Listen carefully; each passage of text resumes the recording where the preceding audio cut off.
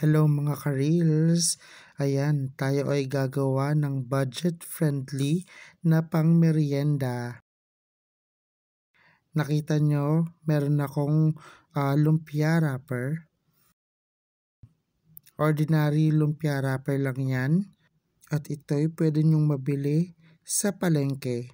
Ayan, para sa akin, nabili ko siya ng 12 pesos. And depende na rin yan sa inyong palengke kung magkano siya mabibili. So continuous lang ang pagrolyo natin sa lumpia.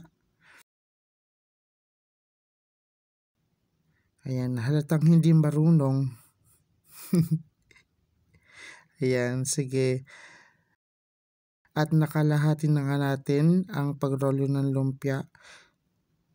At ayan, nilalagyan natin ng tubig sa dulo para dumikit at hindi masira ang nirolyo nating lumpia wrapper.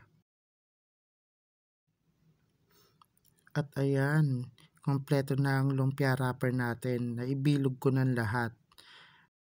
So ayusin lang natin.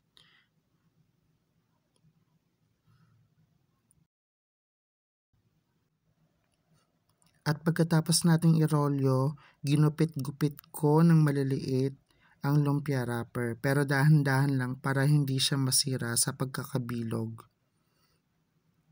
At nagpainit na nga ako ng mantika. Ito ay nasa medium heat na apoy.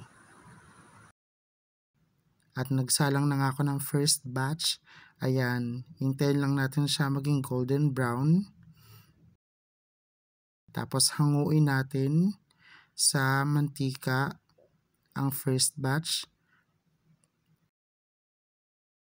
And then second batch na pagluluto natin ng lumpia. At pang third batch. Ayan, niluluto natin ng lumpia. Ayan, kailangan maging golden brown siya. Yung iba tinusta ko para crispy. So, hinahango na natin siya sa mantika. At patutuluin lang natin ang excess na mantika bago natin ilalagay sa lalagyan.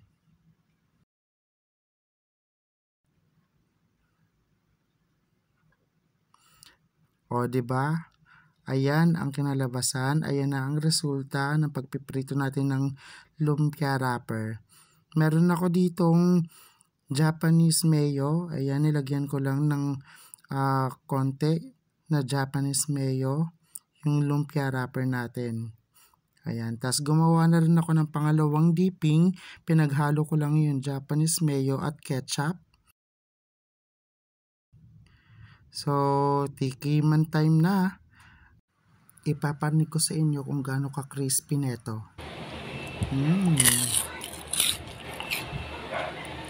Ayan, kuha pa tayo ng isa. O, diba ang lutong?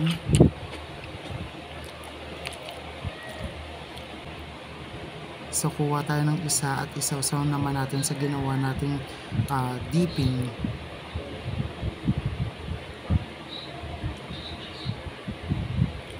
Let's taste it.